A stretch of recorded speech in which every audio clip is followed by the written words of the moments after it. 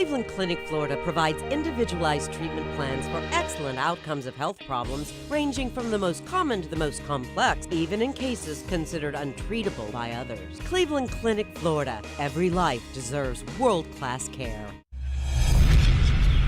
right, welcome to the KVJ After the Show Podcast. Kevin's eyes look insane, but he's got new hair. Virginia is a witch and she farts in her chair. Jason is a spaz who's got an old man's ass. Welcome to the After the Show Podcast. Yeah, here we go. Welcome to the KVJ After the Show Podcast. Yeah. Happy Wednesday. There we go. Good look at it, getting through the week. Yeah, hump day. Dang, yeah. Good stuff. Yeah, people were making note of my Hello Kitty Band-Aid that I got there. Oh, what'd you do? You know what? That's the craziest thing. I don't know. Squirrel bite? It wasn't because I noticed this yesterday morning. I was feeding the squirrels last night, and it was a pretty good, like, little cut, kind of like a gashy type thing. I'm like, when did that happen? You ever do that? You look down, and you're just like, how did I do that? Have I ever cut myself and not know how? Yeah, I lead the league in that, my friend. Yeah, it looks like a pretty good slice. You would think I would have noticed that, and I didn't. So. I'll be bleeding and not realizing, and look down, and I am covered in blood. Yeah. Like, what the heck is going on there? How did that happen? I bleed hard. We know. We've seen it. I'm not You're a man of many scabs. I bleed. I bleed, baby. I remember we used to do that. We used to play guess how many scabs you have on you at any given time. I remember it was usually around like 7 or 10. Well, I haven't been going out as much because of the pandemic. I'm not falling down. But we did get pretty banged up on that water slide in your backyard. Those are internal injuries, and I fucked up my shoulder so bad doing that slide. It was worth it. I mean, a great deal of pain, but I had so much fun. We got up there and did flips down it, and my shoulder has not been the same. Oh, if I was a left-handed pitcher, I couldn't pitch today. You'd be out, huh? Oh, yeah. Yeah, he's not going to do it. Yeah, it's kind of crazy, some of the emails that we got here. One, a lot of people were commenting on the squirrels that I was feeding. Just made a quick reference to that. And last night, I was just kind of like, it all started out because I was just chilling in my backyard. I had, nuts is my favorite little snack. I have a little nut blend that I do.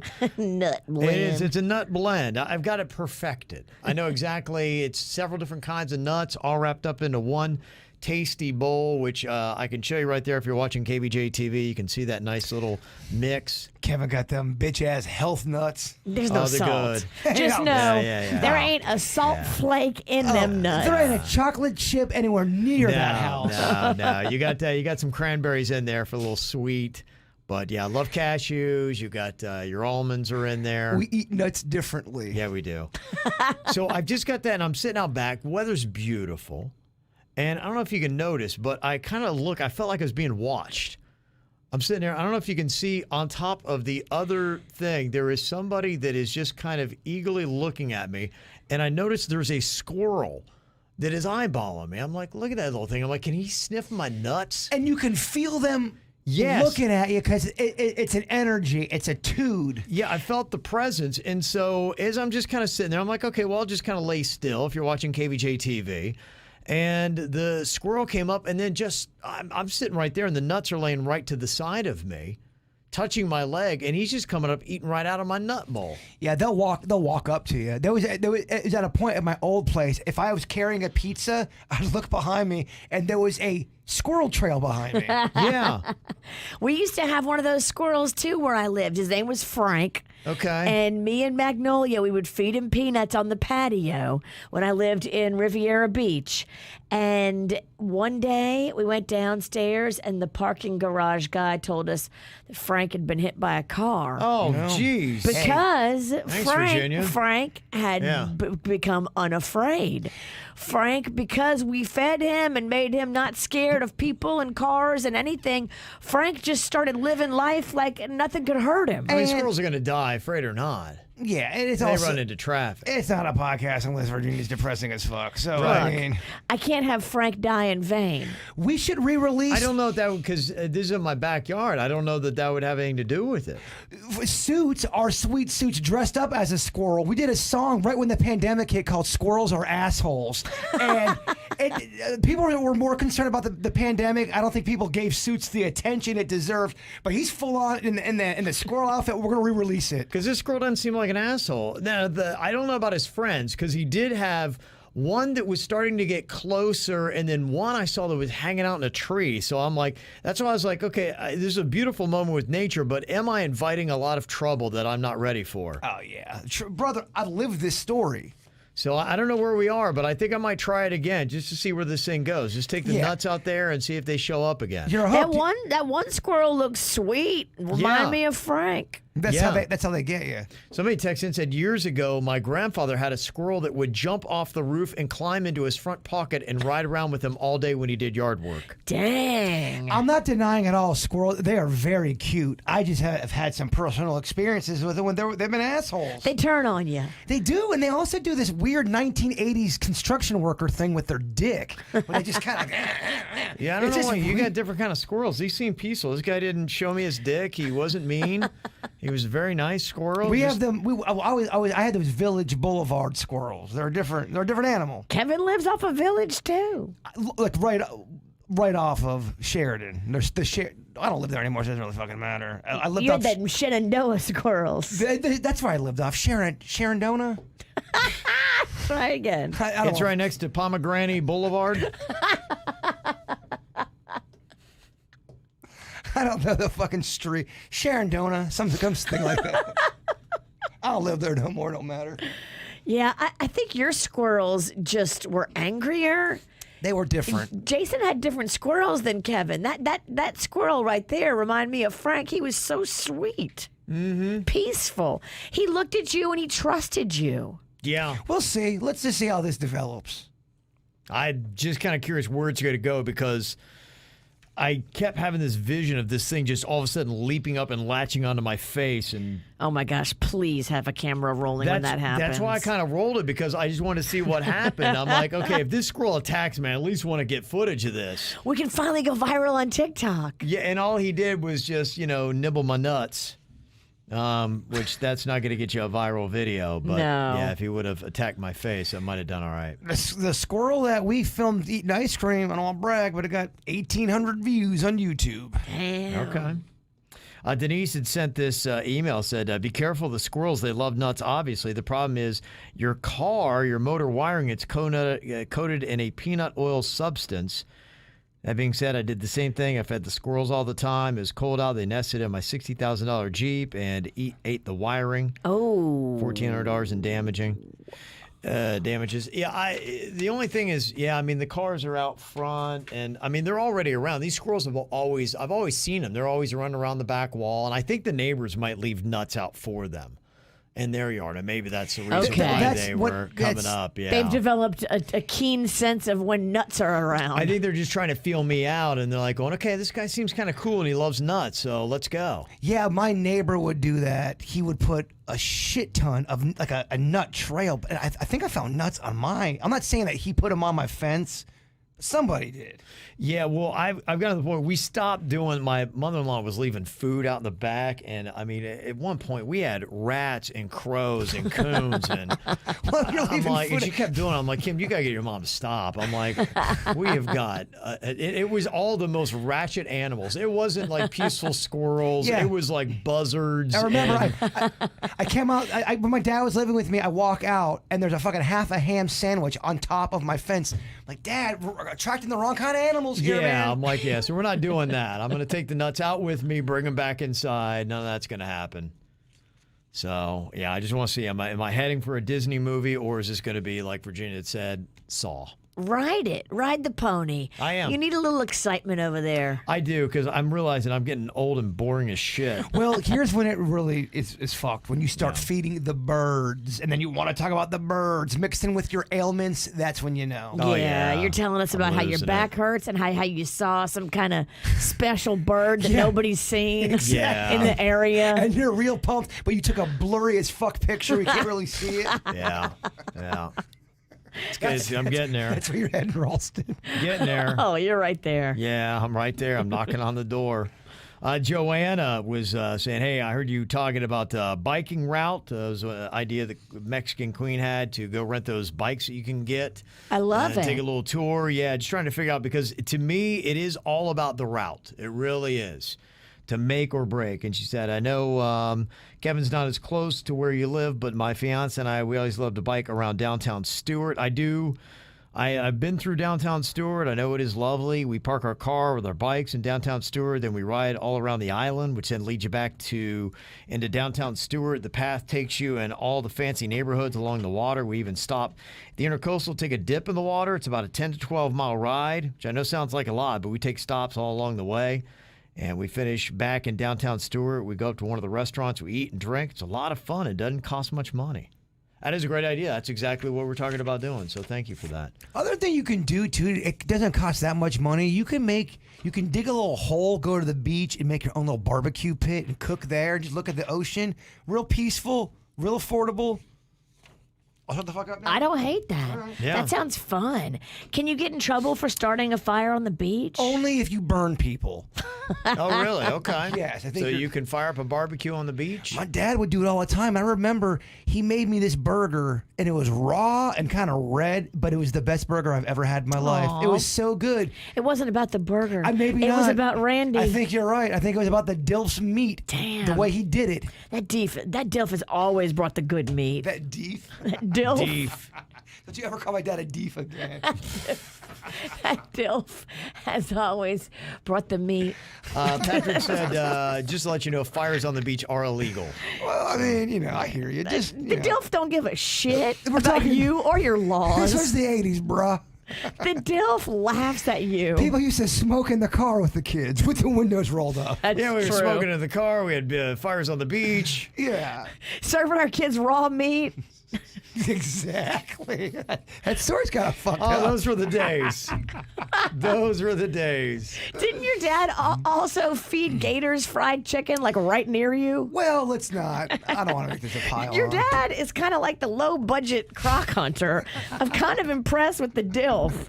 The more you tell me, the more I yearn to learn. Oh, the witch. If she wasn't with Panda, oh my gosh. I got an email here from Brandy saying, hey, Kev, I heard you talk about your weight loss journey. I know you talked about your daily food routine. I can't remember the episode. Please help me. I've been consistently gaining weight since I got married 5 years ago. And our second year of marriage, I gained about 50 pounds. I've only gained more.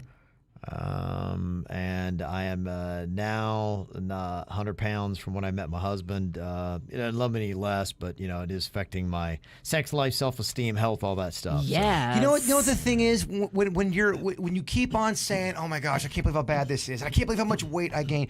You just have to get started. The hardest part with losing weight is always getting it going, and it sucks because you want results so quick and so immediate, and it just doesn't happen that way. But once you get going, you're gonna feel you'll not feel as depressed. I'm telling you. You got to pull yourself out of it because now it's all connected to how you feel, to how you look, to how your marriage. Like you're connecting everything, and you're seeing that you got to make a change so you can be happy. The good news is because you probably haven't been doing anything physical and you've probably been eating bad. If you change that up, the first amount of weight's going to fly off of you. And don't feel like you're the only one. I Yes. mean, most people right now are like, oh shit, I put on 20, 30, 40 more pounds. So a lot of people are in this same boat. You're not weird. No. You just came out of a pandemic. You just got to rip it off like a Band-Aid. You just got to jump right in the pool because what you're doing now is, oh my gosh, I can't. And then this, and then that. And that's just going to lead to depression.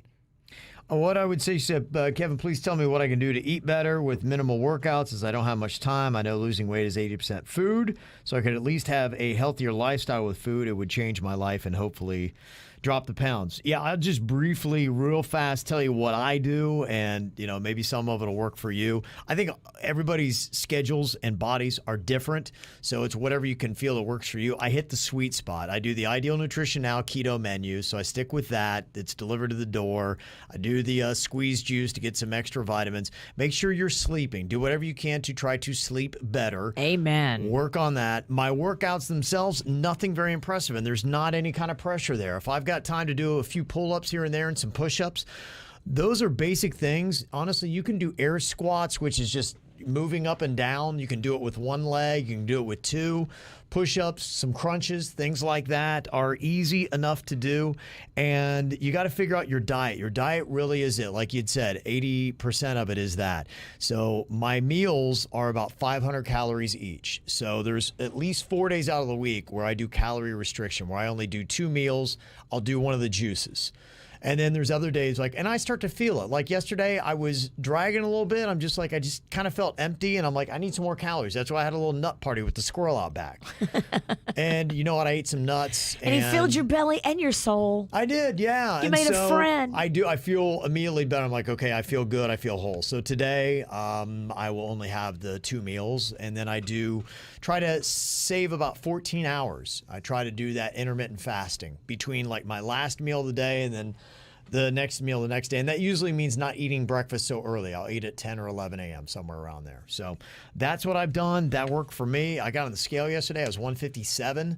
So I remember when I was like, okay, I need to start losing some stuff. I think I was 193. I remember when I was 157. I just had my 11th birthday. Yeah. So Happy birthday.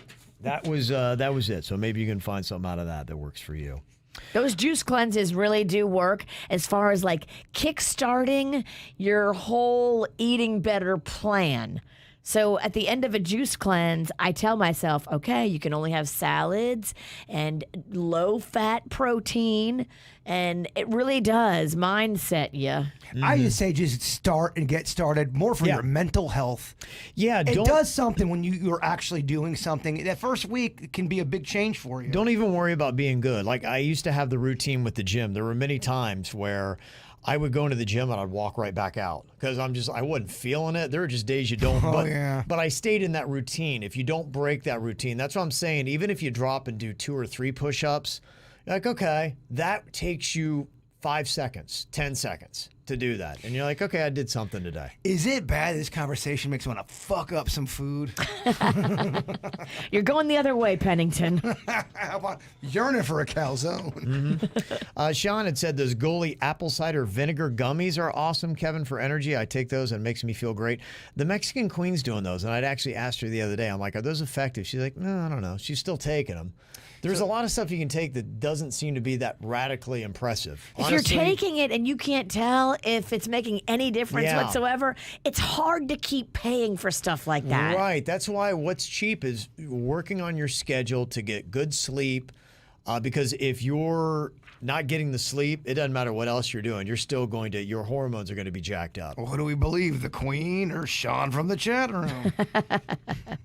He likes it for energy, and they may be good for that. And so everything I do try to consume, I do ginger shots, I do wheatgrass shots, I do all that kind of stuff to just try to always put good stuff in my body. Yeah, I can see why ginger shot gives you energy because you have to stand up and then because you feel like you're about to throw up. It makes you get up and fucking want to dry heave. I get it. It does rattle you, It makes you get up and want to throw up. So I guess in a sense it does give you energy. Yeah, that works for me. I love it.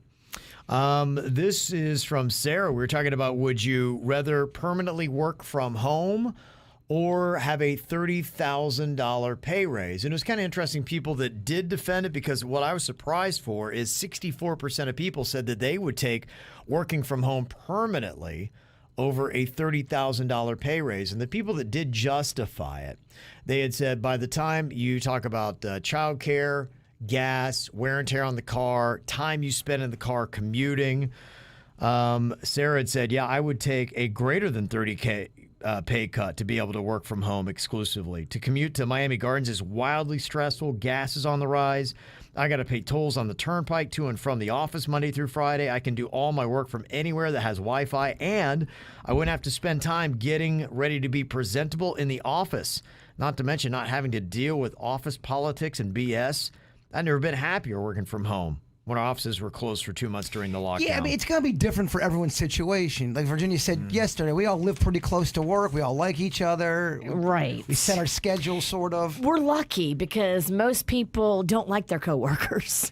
Yeah. I mean, you're put together with these people and you're forced to function with them, hang out with them all day, be agreeable and not fist fight them. I mean, it's the friends that you didn't get to pick. Have you ever been at a job before this one where there's someone you don't like at work, and then you find out someone else you know kind of, and that's the common thread of why you are friends with that. The enemy of my enemy is my friend. That's how you become friends with that person, because you both equally hate the one person you're working with. I guarantee you, if you work in an office with more than 20 people, you hate at least 2 of them. Oh, it's numbers. It's just numbers. It's just numbers.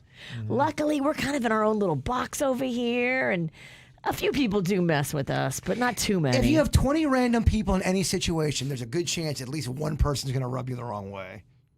Yeah. And it looks like New York might be getting back at it sooner than what we had first thought. Will this affect the amount of cars we see in South Florida? Apparently, many New York businesses are allowed to fully reopen today. So if they are doing that where they're calling people back, if you can remote work to your job in New York City, a lot of people will probably stay in South Florida. But if it's something where you got to go back to Manhattan or wherever it might be, then we might start seeing people leave sooner than July 1st.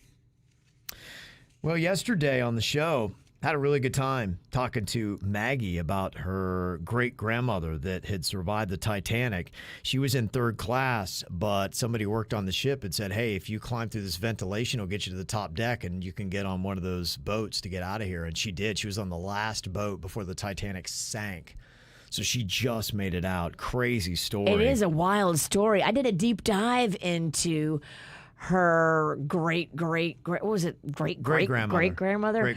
It's a fascinating story about those 2 kids, and those kids had a crazy story. Mm-hmm. They were kidnapped by their dad to steal them away from their mother, and the dad came on the Titanic with those 2 kids.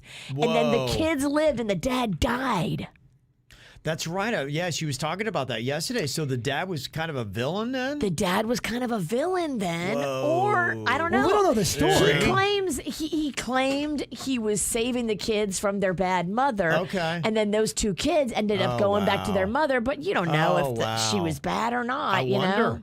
He was using a fake name and an alias to travel, so it became very tricky for them to figure out who he really was and then who those kids really belonged to. You believe the mom. I don't know. Okay. I mean, I would have to get more info. Okay. Usually. Sometimes You go against the man, usually. Sometimes. Sometimes. What the fuck are you talking about? So today we're going to talk to her sister Monica, who was a police officer that was working undercover prostitution in downtown West Palm Beach, did this many times. And I'm kind of curious to find out what that's all about. Hello, Monica. Hi. Okay, I've got a lot of questions here because we're just fascinated with this. How do you do this when you're an undercover cop who's in the prostitution game? Do you just walk out to a corner in Hoochie Mama gear and start approaching guys who drive up? How does that start? Because I have some outfits for you if you need any. No, yeah, girl. So I just want to start this by, my sister didn't give you guys the information, but me and Jaybird actually have history together. Oh, I didn't know that. This is even more exciting. Yeah. We did foot stuff. We did foot stuff. Foot stuff. Who is this? Foot stuff. You guys, he smelled my feet. Oh, that bit. Oh, okay. Who the fuck is going on? Wait a minute. Wait, what? Was this at his house? No, it was the bit we No, did. at the station, I came in and I had stank feet. So you guys smelled he smelled my feet, and it smelled like cheese or feet. Yeah. Okay. Okay, Yeah. all right. That's fine. So, Sexy. Okay, so tell me about your time as a hoe. okay, all right, sorry. So yeah, I usually have designated prostitute gear. Like I set aside like my glow shirts that I painted in, or like beer shirts, not the kinds you wear, Kevin, but like, Miller Lite type shirts. Oh yeah. And I usually get those, like I do yard work in them and I save them. and I always make sure to wear some sort of like bright colored bra or obnoxious colored bra, and then I wear like the spandex pants, and then like socks and slides type thing, but always dirty. Nothing could be too clean. But it's nothing like Pretty Woman where I got to wear a dress and heels because no one would ever pick you up. It would be way too weird for a woman of the street on Broadway to have anything nice. On Broadway? What time would you do that at? We would usually, it would be a bunch. I did it at least 10 times, and they tried different types of time frames. Like we did one as early as like noon to get all the lunchmen, and that one wasn't as busy. It usually gets busier like afterward, like the guys coming home from work type thing. Okay. And what does it take to make an arrest? Do you have to see money? How does that approach happen? Because I'm sure you being an undercover cop, you have guidelines with what you can say, because it, in a sense, can't be entrapment, can it? You can't be like going, hey, would you love me to blow you for $20? Right. Yeah. So you kind of have to, there has to be, in order to make an arrest, there has to be something of value exchanged for a sex act. So something of value could mean there's a very broad spectrum on that. We've had, you can do drugs. You can't do drugs. You can trade drugs for a sex act. Okay. One of my coworkers even did it for half a sandwich. Like that's valuable to Jaybird. Yeah, So what kind of sandwich? Yeah, I'm saying value could be different to anybody. So it's really anything of value and a sex act of any sort. So, yeah, I was wondering what kind of Big Mac combo get me. Well, I mean the sad part is you don't get a lot of high offers. Like it's almost like you start off at 20 and they're offended, and then I'm offended because the $20, that's not a lot of money, and they're like, how about 10? What'll 10 give me? Like, that's not a lot, okay? Like, I mean, yeah, $20. If it's $20 is what you get for everything, you're trying to go down for that. No. $20, I'd be like, you want 20 for a BJ? And this is after the show, I made sure with Denny that I could curse. Oh, yeah, whatever you want to say. Oh, thank God. But usually it's a BJ. Usually blowjobs are like the quick and easy thing that the guys want, because it's like they just got to unzip and whatever. And they can actually keep their eyes looking out and seeing what's going on if anybody's creeping up. Yep. They can park and just kind of whatever. But our main thing is you never get in the car. You do everything from the window, and that's what usually gave us away, besides my good teeth. But they would be like, get in, and we'll go around the block or whatever, and you'd have to have something ready. The last time I got beat up, when I got in the car or something, like meet me at my hotel room, and we do it on a block that has like a motel or something like that. So they'd be like, no, I got a room right here. Let's just like park and meet me. But before that, you'd have to establish the deal. And Kevin's right. I can't pretty much lay it all out, like $20 for a blowjob. And I'd have to be like, well, what do you want? And then he'd be like, well, you want to do everything? And I'm like, yes, I do. And so I'd be like, well, how much do you have? And they'd say, I have this, and I don't care what they say, because at that point I'm ready to make the deal. And my other half or whatever, they're listening on, like I have a cell phone in my bra, and they're listening for the deal. And as soon as I make the deal, I turn to walk away and say, it's a go. And they're driving to wherever I say, they're driving eastbound on this street and whatnot, and this is the car that they're in. And we have takedown units. So you got enough evidence because you're recording at the time this is going on, so that would be the evidence to get them in a court of law.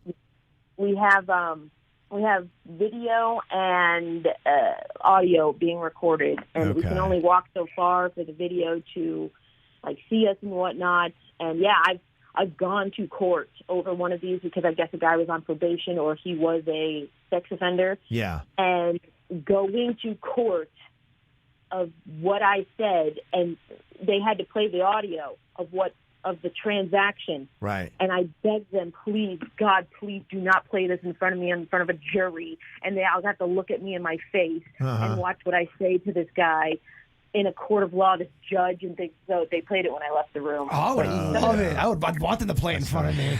Well, you're an actor. Yeah. You are a thespian. Do they have to actually show what they're going to exchange? Does there have to be that exchange, or is just a verbal agreement saying, I'll give you a summer sausage for a blowjob, and you're like, that's good, I got you? No, they don't have to show me anything. They don't have to show me whatever. It's just the exchange. Just the agreement that you're going to exchange something of value for sex, and you can get them. Yep. What was the weirdest thing somebody ever requested that they wanted sexually? Was it always just straight up blow pieces, or did some people, I want that there? Well, there's a guy who asked to be shat upon.